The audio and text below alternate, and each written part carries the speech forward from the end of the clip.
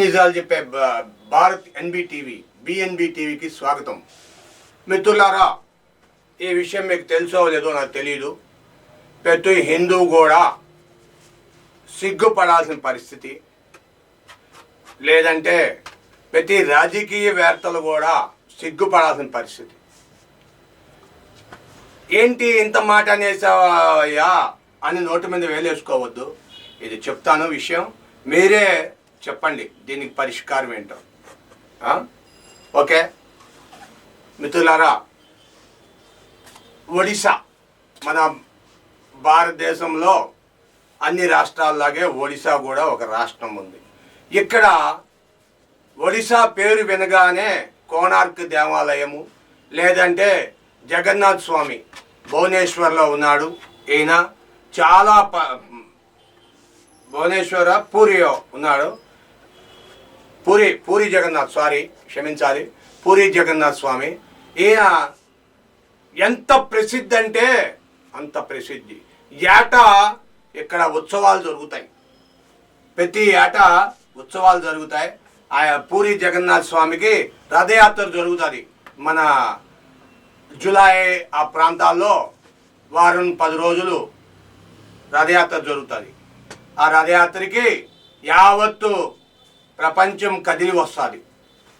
అంత గొప్ప దేవస్థానానికి శ్రీవారి ఆలయం అంటారు, దీన్ని రత్న భండారం అంటారు. రకరకాల రత్న భండారం అంటే శ్రీవారి ఆలయం కాదు, వారి నగలు అవన్నీ దాచే ప్లేస్ని రత్న భండార్ అంటారు.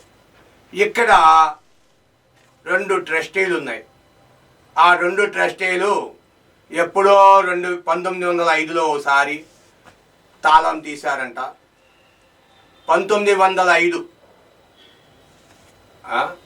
1970 ఆ టైంలో ఒకసారి తాళం తీశారంట. తర్వాత 1985లో ఒకసారి తాళం తీశారంట. మళ్ళీ 2016 నుండి ట్రై చేస్తున్నారంట తాళం తీయాలని. లెక్క ప్రకారంగా ప్రతి 6 నెలలకు ఒకసారి తాళం తీసి ఎండోమెంట్ దగ్గర ఉంటుంది తాళం చేయ. ఎండోమెంట్ డిపార్ట్మెంట్ అంటే మన హిందూ ధర్మశాస్త్రానికి దేవస్థానాలపై అధికారం చలాయించడానికి ఒక ట్రస్ట్ని ఏర్పాటు చేసింది మన ఇండియన్ గవర్నమెంట్. ముస్లింలకు లేదు ఈ ట్రస్టు. ఎంత సంపాదించినా ఎంత ఆదాయం వచ్చినా ఏం లేదు, దానికి ఏం లెక్కలక్కర్లేదు, డొక్కలక్కర్లేదు. క్రైస్తవులకి తప్పితే క్రైస్తవ దేవస్థానాలు చర్చీలకు లేదు ఇదంతా. ముస్లిం చర్చీలు మసీదులకు లేదు, కేవలం హిందూ దేవస్థానాలకు మాత్రమే ఉంది. ఈ ఎండోమెంట్ డిపార్ట్మెంటు చాలా పెద్ద డిపార్ట్మెంటు. వేరే దగ్గర కొన్ని లక్షల రూపాయలు నెలవారీగా జీతాలు తీసుకుంటుంటారు. కానీ తాళం చెయ్య ఎంత ఉంటుంది? మహా అయితే 3 అంగుళాలు లేకపోతే 6 అంగుళాలు, అంతకు మించి ఏ తాళం చెయ్యి కూడా లేదు. అలాంటి తాళం చెయ్య కనిపించటం లేదు 2016 నుండి ఇప్పుడు వరకు. ప్రతి 6 నెలలకి ఒకసారి రికార్డు రాసుకోవాలి. అందులో ఏమేమి ఉన్నాయి? 149 కిలోలు బంగారము, 490 కిలోలు వెండి, పోని 250 కిలోలు వెండి, ఎంతో కొంత ఉన్నది లేదా, ఉంటే ఏమేమి ఉన్నాయి, లేకపోతే ఏమేమి లేవు, ఎవరు తీశారు, లేకపోతే అన్నీ ఉన్నాయా. దానిలో మామూలుగా కాదు, ప్రతి 6 నెలలకి ఉత్సవాలు జరిగినప్పుడు కానీ ఏదైనా సమయంలో అవి తీసి తాళాలు తీసి ఆభరణాలు స్వామివారికి అలంకరించి అమ్మవారికి అలంకరించి మళ్ళీ అవి తీసుకెళ్ళి జాగ్రత్తగా ట్రెజరీలో పెట్టి తాళం వేస్తారు. ఇదే విధంగా తిరుపతి బాలాజీ దేవస్థానంలో కూడా ఒక కిరీటకం దొంగతనం చేశారు. ఆ కిరీటకానికి బదులుగా ఏదో నకిలీ కిరీటకం తీసుకెళ్ళి పెట్టేశారు. అప్పుడు వార్తల్లో వచ్చినప్పుడు లేదు ఉన్నాయి అన్ని సామాన్లు అని చెప్పి తీసుకెళ్ళి నకిలీ కిరీటం తీసుకెళ్ళి అక్కడ పెట్టేశారు.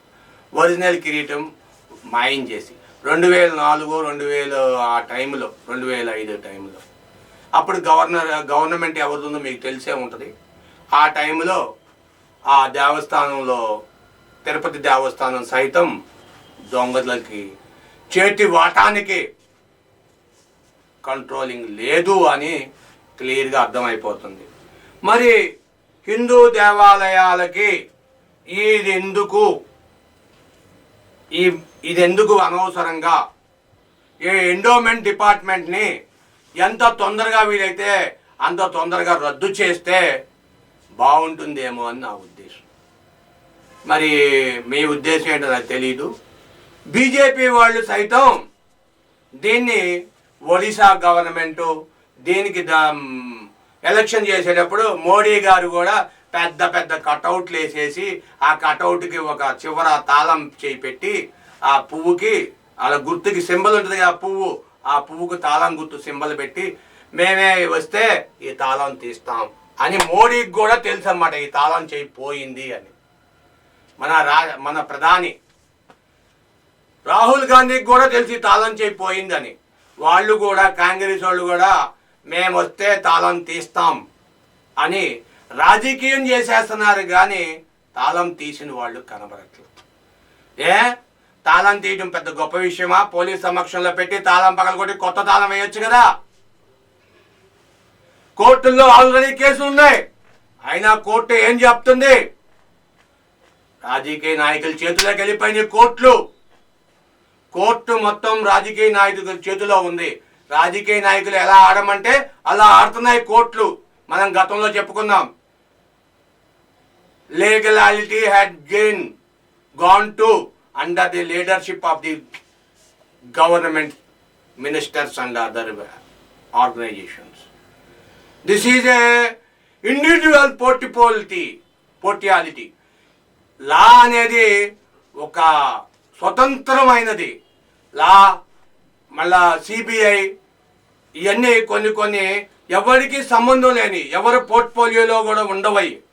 పోర్ట్ఫోలియోలో ఉన్నా సరే వాటి హక్కుని అవే నిర్వహించుకోవాలి, వాటిపైన ఎవరు కమాండింగ్ లేకుండా చెయ్యాలి. అలాంటిది దీనికి ఇండియన్ కాన్స్టిట్యూషన్లో ఒక మీనింగ్ ఉంది, ఒక సబ్జెక్ట్, ఒక పాయింట్ ఉంది. ఏంటంటే law is law for everybody, any one, each and every common man అన్నాడు. ఇవన్నీ పేర్లకు మాత్రమే చెప్పుకోవడానికే కానీ ఇదంతా కూడా ఒక హైర్ డ్రామా నడుస్తుంది. నీకు ఇప్పుడు ఎస్టీ కేసులు పెడుతున్నారు. ఈ ఎస్టీ కేసులు ఎందుకు పెడుతున్నారు? పెట్టినోడికి తెలుసు, ఎందుకు పెట్టించుకున్నాడో పాపం అమాయకంగా వాడికి తెలుసు. కానీ తర్వాత వచ్చి తిట్టలేదు సార్, మమ్మల్ని ఏం అనలేదు సార్ అని వాళ్ళు సైలెంట్గా చెప్పేస్తున్నారు. ఈ కోర్టులు వాళ్ళని నిర్బంధించట్లా. ఎందుకు పెట్టావు అక్రమ కేసులు? ఒక స్త్రీని మానభంగం చేసినట్టే అక్రమ కేసు పెట్టిన వాళ్ళని. అంత నేరం, స్త్రీని మానభంగం చేస్తే ఎంత నేరమో దేశ అత్యున్నతమైన న్యాయస్థానంలో వాళ్ళ విలువైన కోర్టు సమయాన్ని నిరుపయోగం చేయడం, దుర్వినియోగం చేయడం, వేమార్చడం అంతే సమానం. కాబట్టి మిత్రులారా, ఈ రాజ్యాంగాన్ని మారుస్తారో ఆ జగన్నాథుడే తేలుస్తాడో. జగన్నాథుడు చాలా పవర్ఫుల్, పూరి జగన్నాథుడు. మరి వాళ్ళందరినీ ఎందుకు క్షమిస్తున్నాడో తెలియట్లా. మీరే తెలియజేయండి. మీ విలువైన అభిప్రాయాలని కామెంట్ రూపంలో తెలియజేయండి, షేర్ చేయండి, లైక్ చేయండి. Thank you for watching our channel. Thank you.